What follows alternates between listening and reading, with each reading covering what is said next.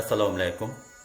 Anglayotganinglar Qashqar Uyg'ur nashriyoti 1999-yil 4-oyda birinchi qatim nashr qilgan roman Sarson Ruh, avtori Ahad Turdi. 2-qism, 4-bob, Shohona makon, davomi. 3. Bagdumirning uyi bugun bayram xushalligiga cho'mdi. 10 necha odam bu kichikkina tor uyda qistilishib o'ltiradi. Havoning issiqi odamlarning tiniqi qo'shilib uyni go'yo parim munchisiday qizitayotgan edi.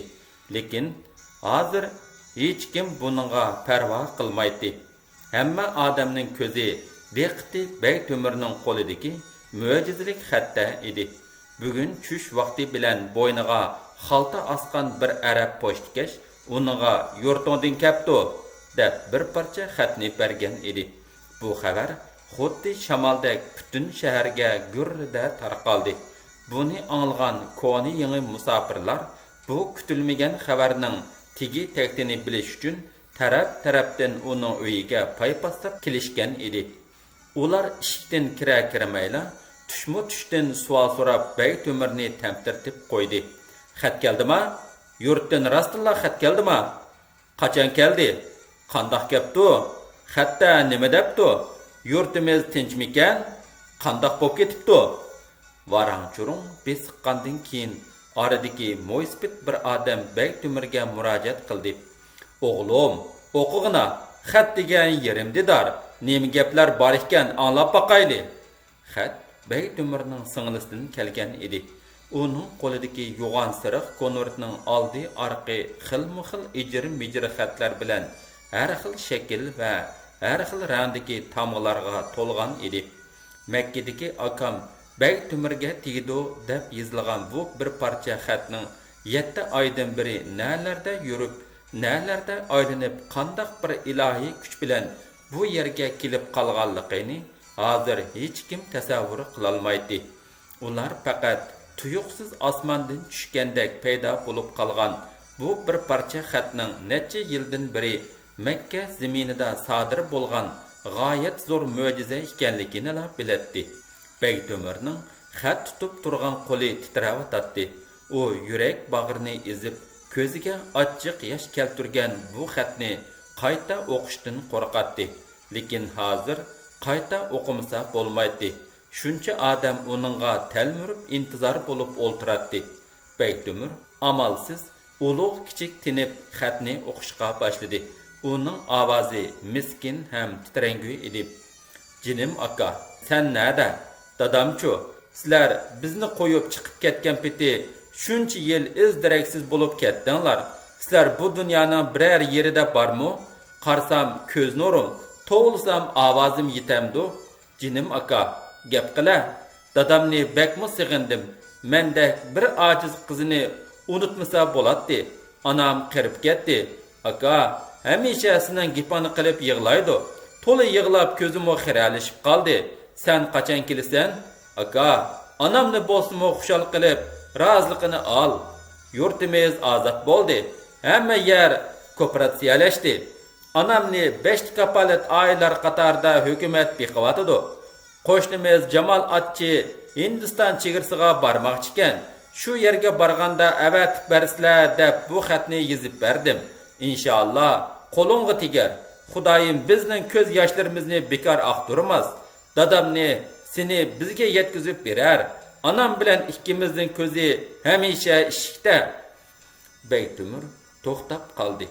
Üzülmay iqiyotgan hasratlik yosh uning ko'z nurini to'sib olgan edi. Bagdumirning xatni davomli o'qishga madori yetmadi. U ichidan o'rlab chiqqan ona degan mungluq bir nido bilan lazzada o'ltirib qoldi. Bagdumirning ko'z oldi qorong'ulashib, dastlab turgan zamin pirqirawatgandek, osmondagi quyosh yerga yo'riqliq emas, balki qorong'ulik zulmat ilib kelgandek bo'lib ketgan edi. Uy ichida esa degan mishildigan ovozlar anglanishga boshladi. Ba'zilar xursanddi, ulug' kichik tinatdi. Ba'zilar bo'lsa ovozini qo'yib, "Ah Xudo!" deb nola qiladi. Shu topda ularning hammasi yurti ota-onasi, bola chaqasi va urug' tuqqanlari to'g'risidagi xiyollarga g'arq bo'lib, seg'inish, hijron, visol o'tida puchilnayotdi. Mung va hasratga to'lgan ig'ir sukunat bir oz ko'tarilgandan keyin kishilar o'zaro so'zlashishga boshladi. Yurtimiz ozod bo'ldi debdi. Bu nima deginidir?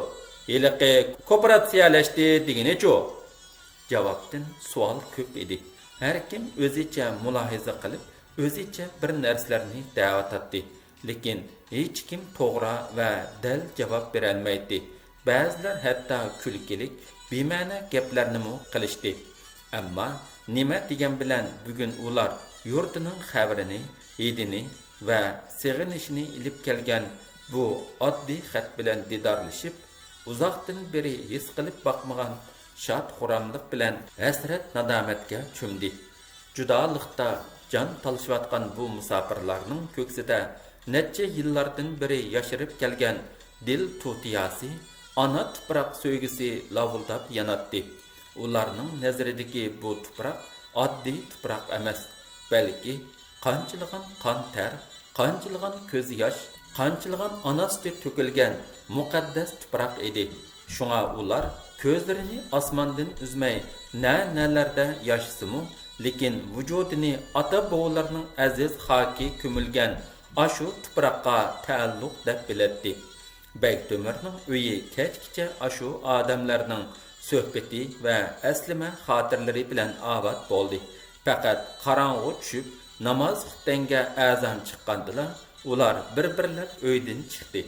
Bektemir atsi hiliqi namrat pochtikashni izlab tepib, uningga boshqadan tashakkur etdi va xili ko'p pul inom qildi. Chunki xat Makkaga kelgandan keyin u 4-5 kungacha zerikmay, erinmay izlab yurib, Bektemirni ta'sda topgan edi. Bu bir parcha xatning jahon aylanib tasodifiy kelib qilishi Akbarga ilhom bo'ldi. U menmo orqa-orqadan xat yozib solsam, birsi tegmasa, birsi tegmamdi degan umid bilan qora chirog'ning yo'riqida o'ltirib onasiga xat yozdi. Salom, suzuk suvdan xuy olgan, qizli guldan buy olgan, to'lin oydan nur olgan mehribon onamga. U xatning oxirini yurtida yodlab olgan munu beyit bilan oxirlashtirdi. Anam so'rasa, akam so'rasa, meni bu yerda bor dangla. Bir ko'zi yosh, bir ko'zi qon, judolikdan ahvozar dangla. Akbar bir oy ichida ashunda xatdan 10 necha parcha yozib soldi. Lekin u xatlarning birsimi bunda qatma-qat tog' davan, dengiz okeanlardan halqib yurtiga yetib bora olmadi. 4-bob tugidi.